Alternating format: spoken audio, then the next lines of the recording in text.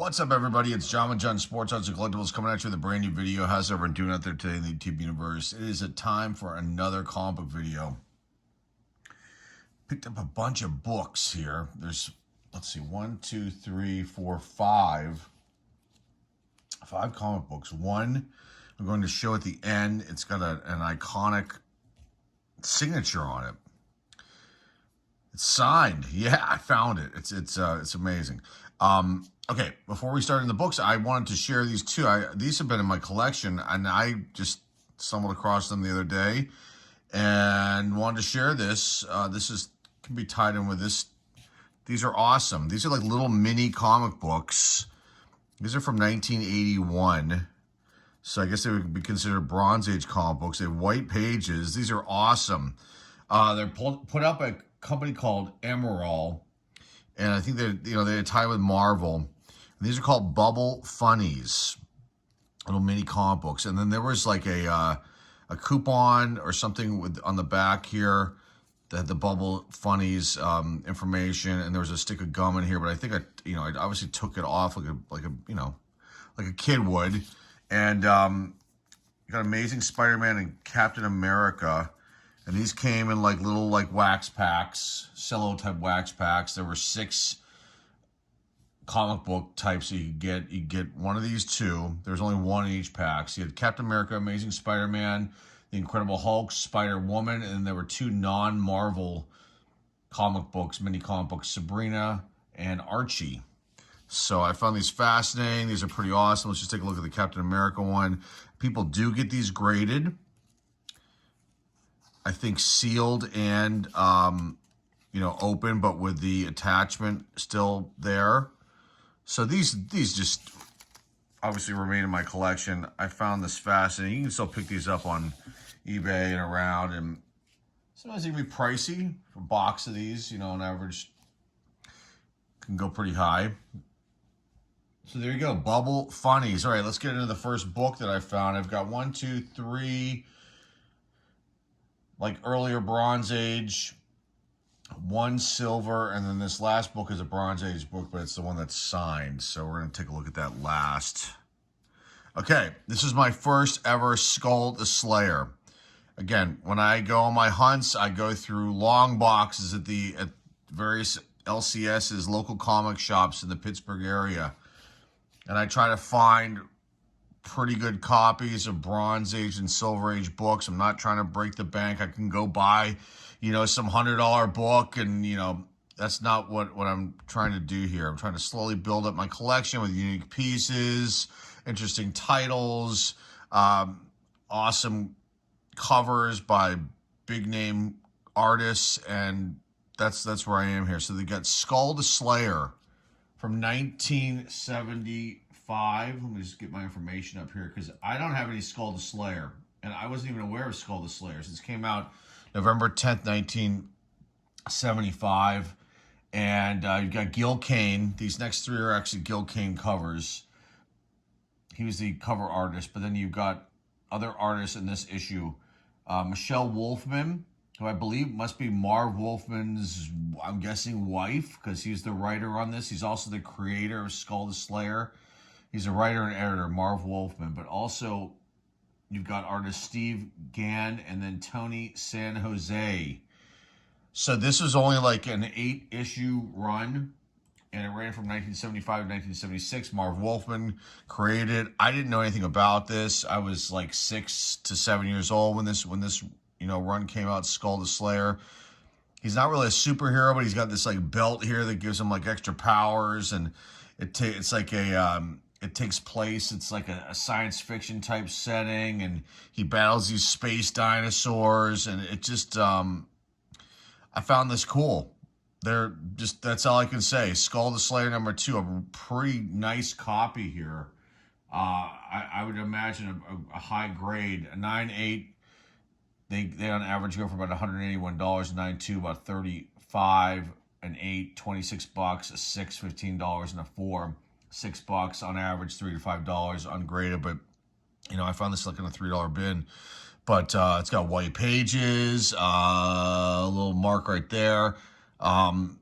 no other issues. Just needs to be clean and pressed. And I think this is gonna, be get a pretty high grade. This is definitely going in the grading box, the grading project box, the cleaning and grading project box. Okay, so there's that one. Skull the Slayer. Pretty interesting stuff right there.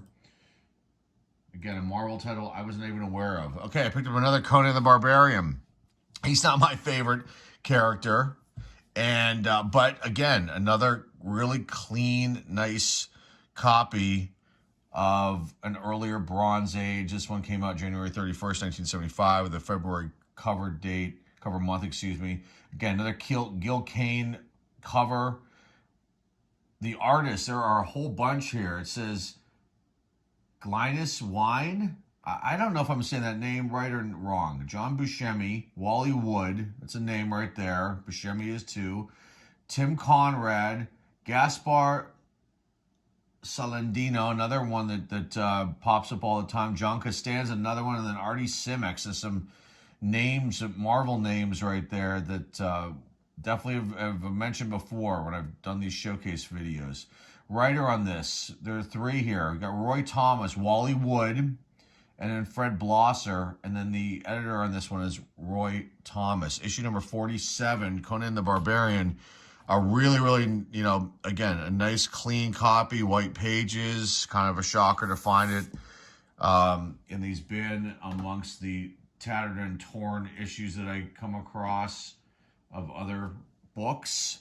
But this one, 9.8, I don't think it's going to get that. But boy, if it did, $236, a 9.2, 60, an 8.32, a 6.18, a $4. Like I said, you gotta love the 4 quotes here on this. I'm going off of price charting, which is a pretty easy site just to kind of just reference some quick numbers here. Ungraded, about $6 to $7. So, definitely a nice pickup right there. Conan the Barbarian, number 47. Okay, next up. This is my first ever Doc Savage in my collection. Now, I've talked about it before. My collection started in about 1975 with a few books here and there because I was only 6. And then 1976, a few more. 1977, a bunch more. 78, a lot more. And 79, I was off to the races collecting. So my collection is from, like the Bronze Age up until the end of the Bronze Age. And I didn't buy too many modern books, a handful. Some of which I've showcased here on the channel, but I was looking for keys at that point during that time frame. So some, bigger name, bigger titles. So for me, when I'm finding these earlier Bronze Age books in the kind of condition that they're in, I'm going to pick them up because, they're going to be gone the next time I go to whatever location I'm at that moment. And so here's one of the ones that I don't have any of the run is Doc Savage. This is issue number 5. June 10th, 1973 is the release date on this. And just a really, really, really nice clean copy, white pages. There is a tiny little, you can see like a water drip stain right here, which I will be able to clean. And it's on the inside of the cover. I'll be able to clean that off from the looks of it pretty easy. But, I mean, this is just a beautiful copy. I just love the blue and the red and the Marvel Comics Group header banner up here, and just this another Gil Kane cover. Just an awesome pickup. Okay, so cover artist Gil Kane, Tom Palmer, Ross Andrew, and then John Costanza again are the artists on this issue.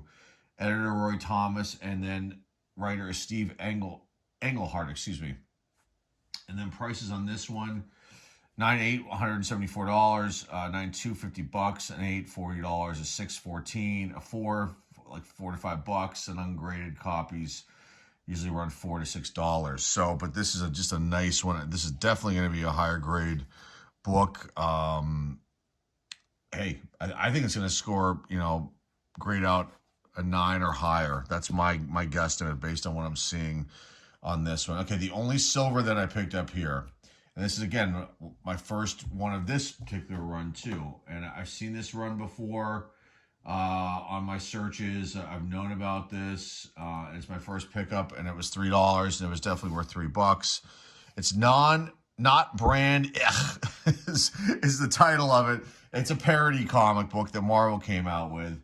And it ran about 13 issues, and from 1967 to 69.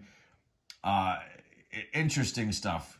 Humor, comedy, superhero things here with this one. You got who did the cover on this one? Marie Severin did the cover of this issue number 5. And they it's just a it's a parody book. You can see all the different Marvel characters here, and it says though that something I was reading here that they actually brought in some DC characters, and then even some Gold Key characters. But I'm trying to find more information about that just to verify that. The main character is Forbush Man, which is right here. He's introduced in the first issue, but then his identity is revealed in this issue number 5. So it's not a key, but there's an interesting part of the story. Introducing the one and the only, the unmitigated Forbush Man. So some people actually have this listed as like a first appearance of him, but that's not true. So don't be duped by listings on eBay if you do see it like that. But it's revealed that it's Irving Forbush. He's a fictitious office gopher. So the guy that goes and gets donuts and coffee and lunches for people. They even have gophers anymore. Those would be called assistants now, I would think, right? In this day and age, that's probably the PC way to say, call a gopher an assistant now. But this one is one of these questionable ones where, like, I picked it up. It was $3. It's not something I want to keep.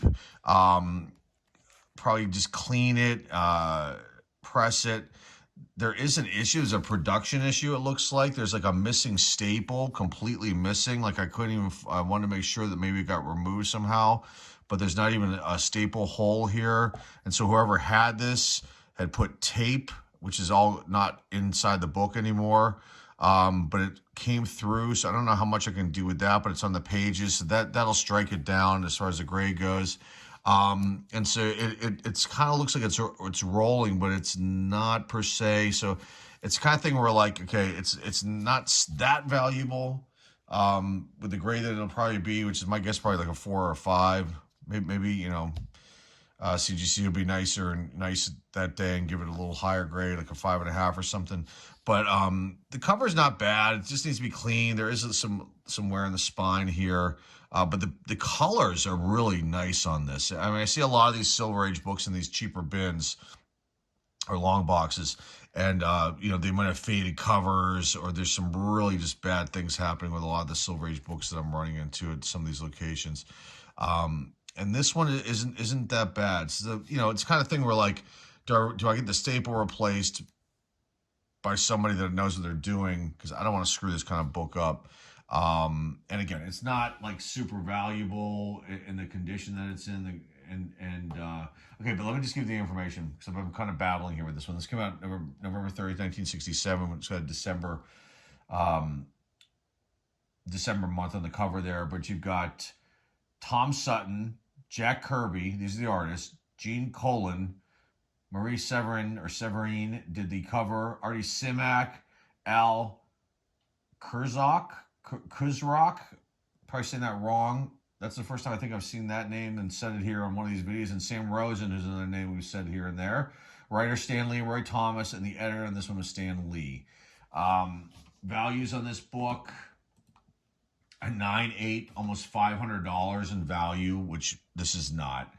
9.2, $46, an 8.35, a 6.22, a 4.17, ungraded $5 to $7. So I mean, I would guess a deal on this. So the question is, clean press it, see about getting the staple fixed, send it in to get graded. Make a little bit of profit on the book. And it's a graded copy. It'd probably be like like I said, a 5.5, if I'm lucky.